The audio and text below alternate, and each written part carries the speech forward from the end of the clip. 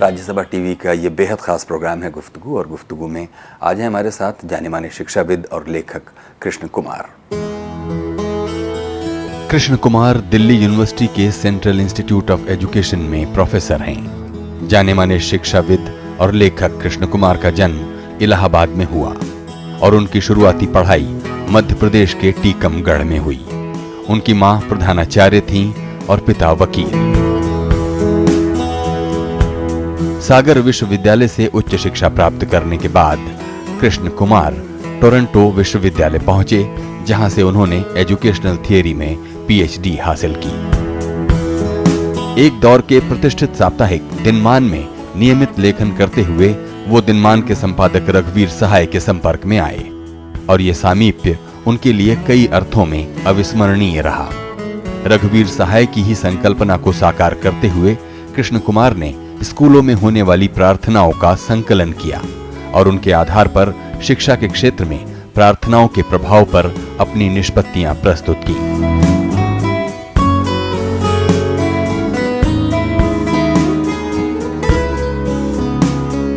कृष्ण कुमार नियमित रूप से अखबारों, पत्रिकाओं और शोध पत्रों में विचार परक लेख और टिप्पणियां भी लिखते रहते हैं।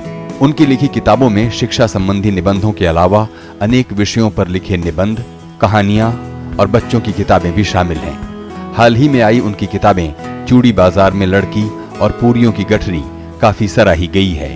पद्मश्री से सम्मानित प्रोफेसर कृष्ण कुमार एक प्रखर विचारक, सिद्धांतवेत्ता और कुशल वक्ता हैं। साल 2004 से 2010 के बीच वो एनसीईआरटी के निदेशक भी रहे, जहां नेशनल करिकुलम फ्रेमवर्क में उनकी निर्णायी भूमिका ने शिक्षा के परिदृश्य पर अनेक महत्वपूर्ण चिन्ह छोड़े हैं। लंदन यूनिवर्सिटी के इंस्टीट्यूट ऑफ एजुकेशन ने उन्हें मानद डी लिट से विभूषित किया है।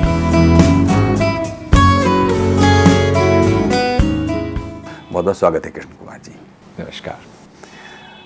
हमें बताइए कि पहला सवाल मैं आपसे ब्रेख्त की उस एक कविता जिसका कुछ आशय इस तरह है, उसको उद्धृत करते हुए मैं आपसे करना चाहता हूँ, जिसमें वो कहते हैं कि मैं जहाँ से आ रहा हूँ वो जगह मुझे पसंद नहीं है, और मैं जहाँ जा रहा हूँ वो जगह भी मुझे पसंद नहीं है।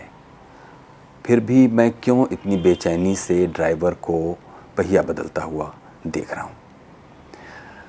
तो मैं आपसे ये पूछना चाहता हूँ कि इस दुनिया की जितनी खराबियों को या उसकी संभावनाओं को अब तक आपने आंका और समझा है, उसमें ये सब कुछ करते हुए आपको कैसा लगता है कि चीज़ें आपके करने से कुछ बदलती हुई नज़र आ रही हैं? देखिए, आपने जिस कविता का सहारा लिया उससे जो एक ख्याल मेरे मन में आया वो कुछ इस तरह से है कि जिस दौर में किसी का जन्म होता है या जिस दौर में उसकी शुरुआती परवरिश होती है, वो एक तरीके से उसके स्वभाव में आ जाता है। और मैं समझता हूँ कि मैं इस मामले में कोई अनोखा नहीं हो सकता कि आज़ादी के बाद के शुरू के 5-7 सालों में जिन लोगों का जन्म हुआ उनमें से बहुत से लोगों के साथ शायद ये बात रही होगी या आज तक बनी आई होगी कि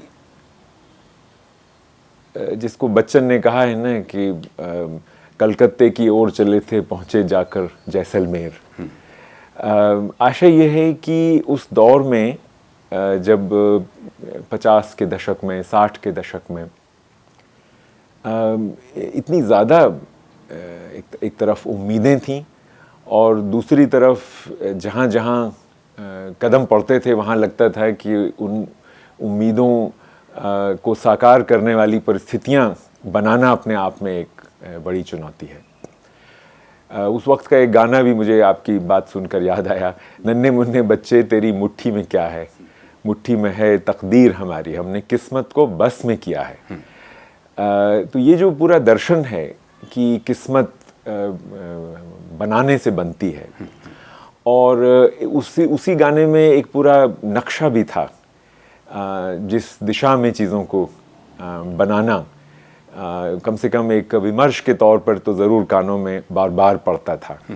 वो ये कि एक ऐसी दुनिया होगी जिसमें ना सुखों की भीड़ होगी, ना दुखों का राज होगा। तो उस पैमाने से जब आप कहिए कि बहुत से लोगों का बचपन शुरू हुआ, तो ज़रूर किशोरावस्था तक आते आते बहुत सी चीज़ें, जिसको आप कहते हैं किशोरावस्था की एक विशेष निराशा होती है या एक तरह की विशेष बेचैनी होती है, उसमें बदल गई। और एक तरह से उस दौर में मुझे आदत पड़ गई उस मूड में रहने की। तो इसलिए आपने जो बात पूछी उसका संक्षेप में उत्तर यही है कि मैं कतई निराश नहीं हूँ। बहुत सी चीज़ें गलत होती दिखती हैं।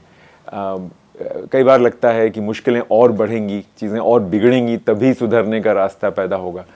और दूसरी तरफ ये भी लगता है कि हाँ, जिन परिस्थितियों का निर्माण किया जाना है वो परिस्थितियाँ दरअसल कहीं ज़्यादा लंबा समय मांगती हैं किसी समाज के इतिहास में, ख़ासकर जब उसने एक नई शुरुआत की हो, जैसे कि भारत जैसे बहुत पुराने समाज ने एक नई शुरुआत मुश्किल से 100-150 साल पहले की है। ये सारा 19वीं सदी का मामला है। तो इस तरह आज़ादी से अगर गिने तब तो वो शुरुआत अभी सुबह के कोई 7-7:30 बजे हैं। अभी पूरा दिन पड़ा एक तरह से देखें आप। तो निराश होने जैसा शब्द तो इस्तेमाल करना बड़ा मुश्किल है। हाँ, समय समय पर ज़रूर एक बेचैनी निश्चित होती है कि आदमी अपने ही जीवन काल के संदर्भ में जब इतिहास को देखने या भविष्य को समझने की कोशिश करता है, तो ऐसे कमज़ोर क्षणों में ज़रूर आप कह सकते हैं कि हाँ, एक चिंता होती है कि अभी हमें और किस किस बात से गुजरना होगा। ये जो आपने किशोरावस्था की बात की, वो सचमुच एक ऐसा मोड़ होता है कि जहाँ पर एक और फिर जिस आज़ादी के 4-5 वर्षों में के बीच में जन्म लेने वाले लोगों की बात जिसमें खुद आप हैं, तो वो कौन सा ऐसा आदर्शवाद और वो किन परिस्थितियों में और कहाँ पर पैदा हो रहा था जहाँ आपका किशोरावस्था का समय गुजर रहा था? देखिए, मैं एक छोटे शहर का, आप कह लीजिए कस्बे का निवासी मूल रूप से हूँ। और उसके छोटे से संसार में मुझे संसार को समझने का उस समय में जब संस्कार बन रहे होते हैं मौका मिला। तो उस छोटे से संसार में कह लीजिए दोनों तरह की चीज़ें थीं उस दौर में। एक तरफ जिसको आप कहें कि गांधी की छटा कई लोगों में थी, और दूसरी तरफ जो कस्बे की घुटन होती है वो भी हमारे माहौल में थी। जैसे मुझे याद पड़ता है, हमारे प्राइमरी स्कूल में एक हमारे स्थानीय नेता जो उस समय सर्वोदय के या विनोबा भावे के साथ जुड़े हुए थे, उनका काम देखते थे, तो उन्होंने ऐसी बात कही। छोटे बच्चों से बोलने की बातें करने के लिए बहुत से लोग आया करते थे वैसे भी, पर जिस दिन वो आए, मैं याद कर रहा हूँ, स्वर्गीय प्रेम नारायण खरे हमारे यहाँ एक नेता थे, उनको सर्वोदय के नेता थे, तो उन्होंने कहा कि हम लोगों से कहा कि देखो ऐसा है कि तुम लोग तो सेकंड की सुई हो, तो बताएं क्या इसका मतलब है। तो हम लोग बड़े उत्सुक थे जानने को। बोले तुम लोग इधर उधर फुदकते हो, चंचल हो, इसी से तो फिर अंत में घंटे की सुई आगे बढ़ेगी। जो देश है उसमें ये 3 सुइयां हैं, तो आप लोग सेकंड की सुई हैं। तुम जितना चंचल होगे, जितनी तुम में रफ्तार होगी, जितनी तुम हरकतें करोगे, उससे फिर मिनट की सुई पे थोड़ा असर पड़ेगा, और फिर वो जब आगे बढ़ेगी तो फिर घंटे की सुई पे आगे से, तब दुनिया को लगेगा कि हाँ वक्त बदला है।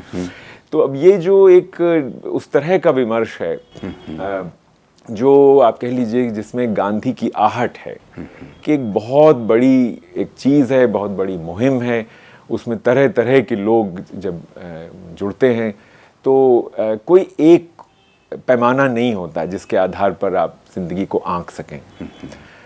और इसलिए उस माहौल में निश्चित रूप से कई तरह की आप कहिए कि वैचारिक पूंजी और भावनात्मक पूंजी तो थी ही, लेकिन दूसरी तरफ मैंने आपसे कहा एक घुटन भी थी। जैसे अभी हाल में जो एक किताब सबसे हाल में मेरी आई है, उसके जरिए मैंने उस बहुत सी घुटन को दोबारा एक तरह से जब देखा, महसूस किया, तो मुझे लगा कि मैं उससे कैसे बच गया। और वो थी वो घुटन जो केवल एक लड़की महसूस कर सकती है कस्बे में। ये किताब मैंने अपनी बहन को समर्पित की है, क्योंकि बचपन में, किशोरावस्था में इंसान इतना डूबा रहता है अपनी ही ख्यालों में, और मैं समझता हूँ लड़कियों को लेकर के तो शायद हम ज़िंदगी भर डूबे रहते हैं, ये सोच नहीं पाते हैं कि वो किस तरह उसी संसार में जीती हैं, लेकिन वो जगत उनके लिए अलग होता है। तो वो कस्बे की घुटन मुझे अब नए सिरे से प्रेरणा देती है समझने की, और ये भी जानने की कि वो एक कितनी बड़ी, वो भी एक ऐसी चीज़ है। ये कौन सा कस्बा है जिसका आप जिक्र कर रहे हैं? देखिए, अब तो वो एक शहर हो गया है, हर जगह एक शहर हो गई है, टीकमगढ़ मध्य प्रदेश में एक ज़िला है, उत्तर प्रदेश की सीमा पर, झांसी के करीब।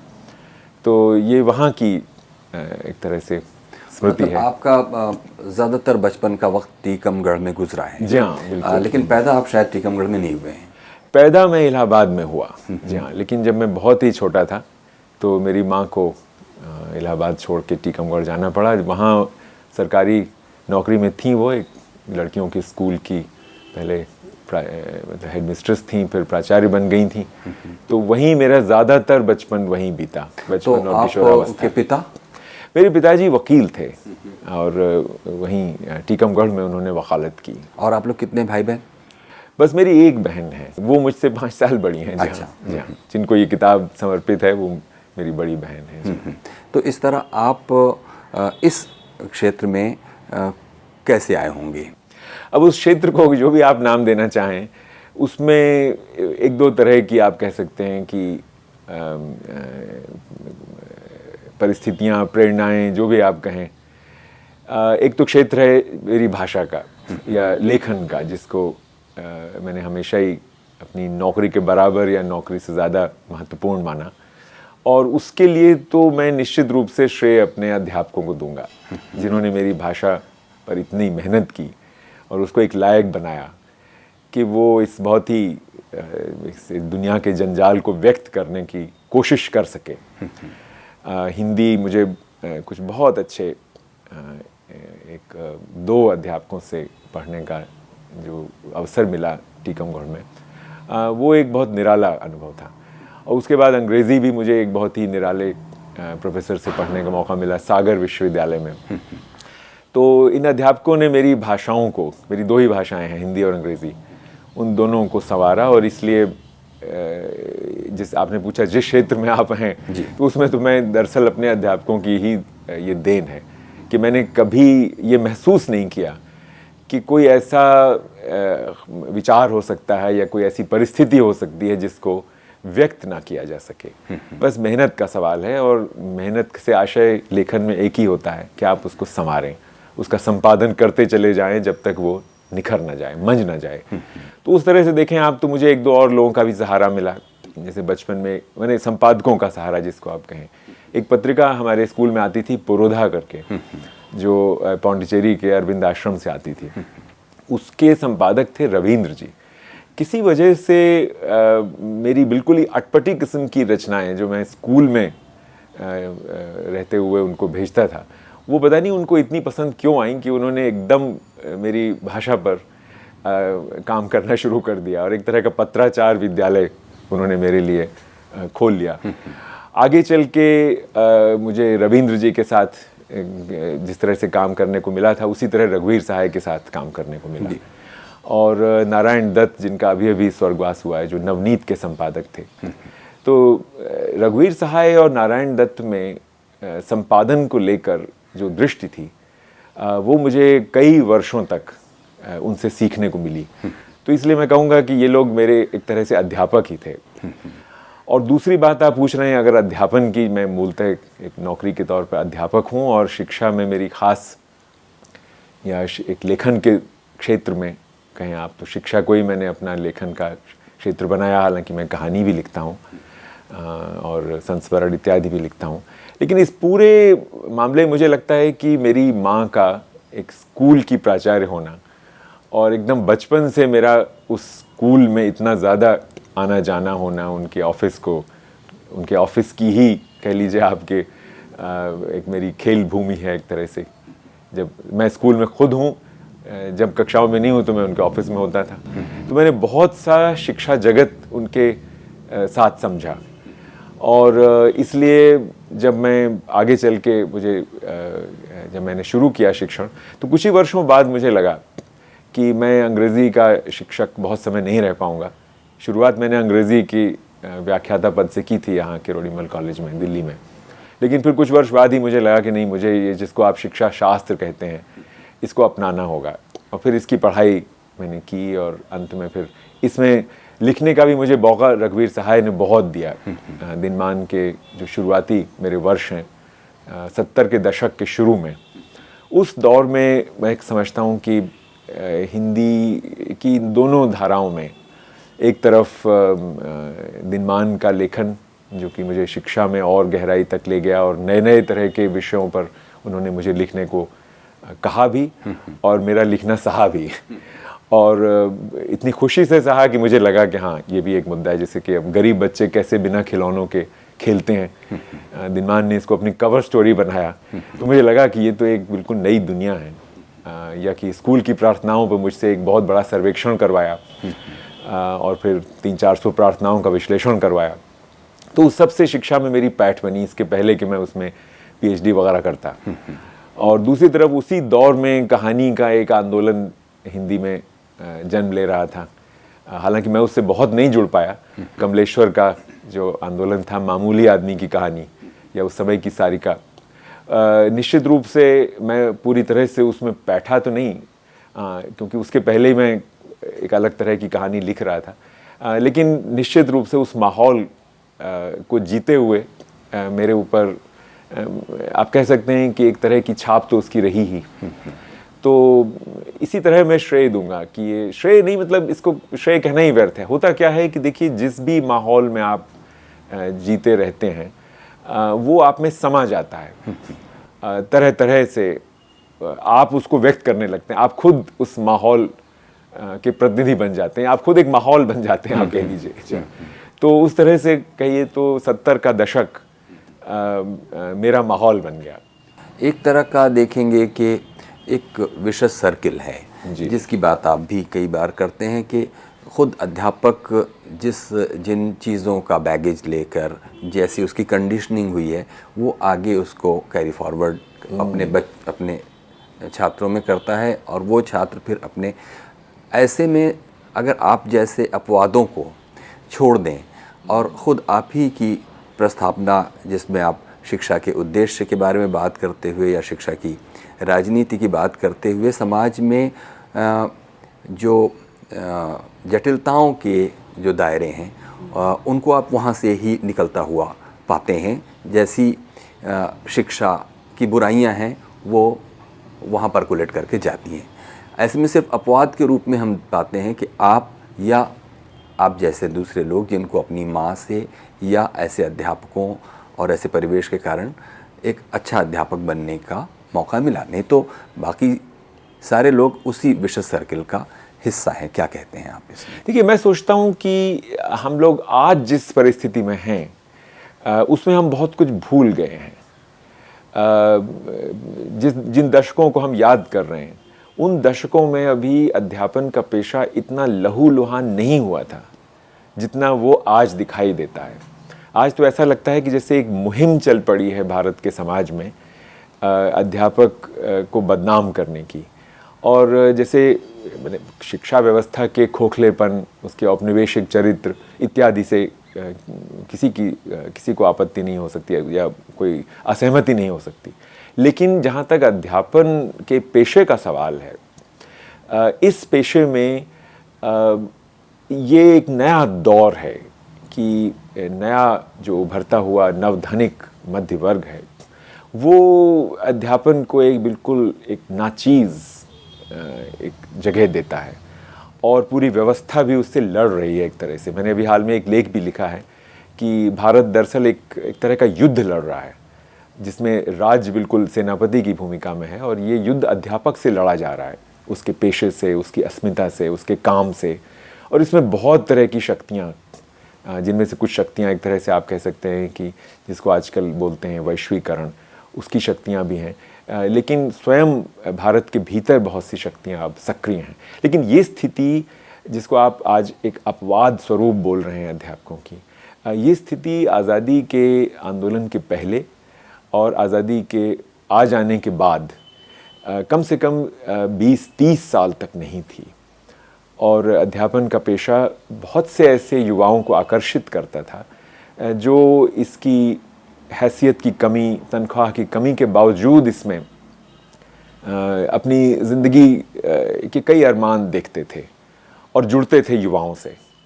और उस समय के विश्वविद्यालयों में, महाविद्यालयों में, समय के स्कूलों में, यहाँ तक कि प्राइमरी स्कूल में भी आपको हर एक स्कूल में ऐसे 2-3 जिसको आप अपवाद कह रहे हैं मिल जाएंगे।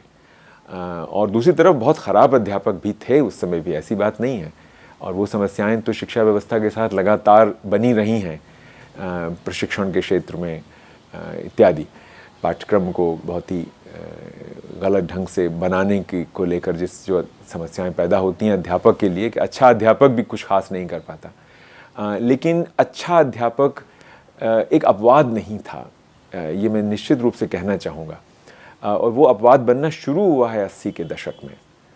और जब हम इधर के 20-25 सालों की बात करते हैं तो बाकायदे एक जंग चल रही है जिसमें अध्यापक का कोई स्थान ही अब नहीं है हमारे नए समाज में।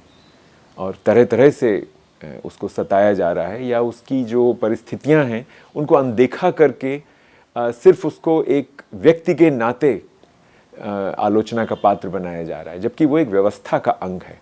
और उस व्यवस्था का अपना चरित्र जिस तरह से बन रहा है उसको समझे बगैर सिर्फ अध्यापक को सूली पर नहीं लटकाया जा सकता। लेकिन आप कह रहे हैं कि अध्यापक के खिलाफ एक युद्ध चल रहा है, जबकि हम देखते हैं कि वहीं कुछ ख़ास तरह के स्कूल उनको लेकर एक उत्सव जैसा है, जैसे कि जिनके पास अपार धन है और सामाजिक हैसियत है, उनके पास चुनाव है कि वो ऋषि वैली जैसे स्कूल या मदर्स इंटरनेशनल जैसे, या जो भी वैकल्पिक स्कूलिंग, लेकिन उस वैकल्पिक स्कूलिंग के साथ साथ भारी मात्रा में धन भी देने को तैयार हैं। तो इस विरोधाभास को हम कैसे समझें कि एक तरफ अध्यापक के खिलाफ युद्ध चल रहा है और दूसरी तरफ अध्यापक और उसके इस वैकल्पिक स्कूल को अपार सहयोग भी मिल रहा है? देखिए, ये तो आपको इसमें भारत का, जिसको मैं एक दूसरा विभाजन कहता हूँ, वो समझना पड़ेगा। एक विभाजन तो इतिहास का हिस्सा है जो आज़ादी के साथ हुआ, लेकिन एक दूसरा विभाजन है जो 70 के दशक में जिसके बीज पड़ने लगे थे और जो बाकायदे 80 के दशक के उत्तरार्ध तक आते आते हो गया। और वो हुआ इस हमारे समाज के मध्यम वर्ग का एक तरह से समाज से अलग होने का प्रयास। और ये प्रोफेसर यशपाल इसको बहुत अच्छी तरह से व्यक्त करते रहे हैं कई बार अपनी बातों में, कि जैसे हम अब भारत में रहते हुए भारत से अलग रहेंगे। और ये सिर्फ अध्यापक या शिक्षा के मामले में नहीं हुआ है, ये बस्तियों के मामले में हुआ है। डाक, पानी, सड़क, हर चीज़ की व्यवस्था में आप देखिए तो एक वर्ग है जो रहता भारत में है और काफ़ी बड़ा वर्ग है ये। अब उसकी तादाद मतलब कम से कम भारत का आप कह सकते हैं कि 5-7% तो वो है ही, और उसका अर्थ ही है कि 8-10 करोड़ उसकी जनसंख्या है जो भारत में रहते हुए भारत के यथार्थ को अपने ढंग से अपने लिए बनाता है, और रात होने पर अपनी कॉलोनी में बाहर गेट पर ताला लगा देता है, जो साधारण पानी नहीं पीता, जो डाक से अपनी चिट्ठियां नहीं मंगाता, जो किसी भी तरह से अब निर्भर नहीं है सार्वजनिक जीवन पर या सार्वजनिक सुविधाओं पर। तो उसके तहत अगर शिक्षा की ऐसी व्यवस्था भी है तो कोई आश्चर्य नहीं होना चाहिए। और जो युद्धग्रस्त स्थिति है अध्यापक की, उसमें बहुत से अध्यापक अगर उस दुनिया को का वर्णन करें तो कोई आश्चर्य नहीं होगा, क्योंकि उनको कहीं ना कहीं तो जीना है। और एक अध्यापक, एक युवा जिसमें अध्यापक बनने का अरमान आज भी है और चाहता है वो साथ में एक सम्मानजनक जीवन जीना भी, तो वो उन शर्तों पर बर्दाश्त कर लेता है कि हाँ, अगर कोई स्कूल मुझे अच्छी तनख्वाह दे रहा है तो मैं यहाँ 20-30 साल अगर अपने गुजार लूँ और बच्चों के साथ मुझे काम करने में अच्छा लगता है। तो जिनको आप कह रहे हैं वैकल्पिक स्कूल, या वैकल्पिक स्कूल तो फिर भी एक अच्छा शब्द है, लेकिन इस समय तो बाकायदे किलेबंद स्कूल हैं, जैसे अब नई जो इसको आप चेन स्कूल्स कहते हैं, जो कि नए स्कूल खुल रहे हैं, 100-100, 200 की चेन्स हैं पूरे देश में उनकी। तो वो अपने आप को पूरी तरह से एक फ्रेंचाइज के रूप में प्रसारित करते हैं, एक ब्रांड है उनका। और उसमें अध्यापक को भी एक उनकी चीज़ की तरह से उसकी तस्वीर छापी जाती है कि हमारे यहाँ ये अध्यापक हैं, और विज्ञापन उसका दिया जाता है। तो अध्यापक को ये सब बर्दाश्त करना पड़ रहा है क्योंकि उसको भी जीना है। लेकिन ये जो परिस्थिति है ये एकदम नई है, और मैंने जैसे आपसे कहा कि ये देश का आर्थिक, सामाजिक, सांस्कृतिक हर तरह का विभाजन है, और सबसे ज़्यादा जो चीज़ इसको अभिव्यक्त करती है वो तो भाषा ही है। और जो लगातार इधर के 30-35 वर्षों में हमारे समाज के इस बंटवारे को व्यक्त करती है। इस समय जहाँ आप बैठे हुए हैं, ये इलाका दरियागंज के उत्तर में है। अगर आप दरियागंज के दक्षिण में चले जाएं तो फिर आपके लिए हिंदी की किताब ख़रीदना भी दूभर हो जाएगा। आप फ्लिपकार्ट से ही खरीद पाएंगे, या हिंदी की कोई पत्रिका भी आपको खान मार्केट से लेकर साकेत तक, गुड़गांव तक कहीं नहीं मिलेगी अगर आप खरीदना चाहेंगे। अंतिम मौका आपके पास तभी है जब आप कश्मीरी गेट से गुजर रहे हों या दरियागंज पहुंचने से पहले ख़रीद लें। तो इस शहर का बंटवारा देखें, या अगर आप इस तरह किसी भी शहर का बंटवारा देखें कि कहाँ कहाँ आप किस भाषा में बात कर सकते हैं, किस भाषा में लोग आपको सुन पाएंगे, समझ पाएंगे, तो इससे बड़ा क्या प्रतीक हो सकता है, क्या प्रमाण हो सकता है। तो इसी संदर्भ में शिक्षा को देखना चाहिए, क्योंकि शिक्षा कोई अलग से उगने वाला फूल नहीं है, वो इसी आबोहवा में खिल रहा है। तो चाहे वो शिक्षा हो, चाहे वो भाषा का सवाल हो, और अध्यापक के सामने जो आपने चुनौतियाँ बताई अध्यापन के सामने, इन सब चीज़ों पर हम लोग बातचीत जारी रखेंगे। बहुत ही दिलचस्प है बातों का ये सिलसिला। अभी प्रोग्राम के इस हिस्से में हम दर्शकों से इजाज़त लेते हैं।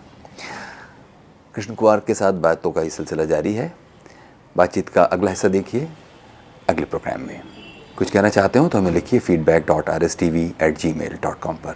जैसे मुझे याद है 1968 में मैं कभी दिल्ली तब तक नहीं आया था, लेकिन राग दरबारी एक किताब आई, और मुझे समझता हूँ कि पूरी हिंदी पट्टी में न मालूम कितने लोगों को ऐसा लगा कि ये वो किताब है जो हमारी बात कह रही है, और इसलिए वो रुचि का विषय बन गई, सबको पसंद आने लगी। लगा कि इसको जिस आदमी ने नहीं पढ़ा उससे बात कैसे की जाए, जिसने इस तरह के वाक्य नहीं पढ़े। जो थोड़ी देर पहले आपके एक प्रश्न से मुझे याद आ रहा था कि उसमें एक पात्र दूसरे से कहता है कि जब से तुम पढ़ लिख गए हो, पढ़े लिखों जैसी बातें करने लगे हो। आज तक ये वाक्य मुझे अपने छात्रों के साथ बात करते हुए बड़ी मदद करता है कि किस तरह श्रीलाल शुक्ल ने ऐसी अनेक चीज़ों को उस किताब में व्यक्त किया।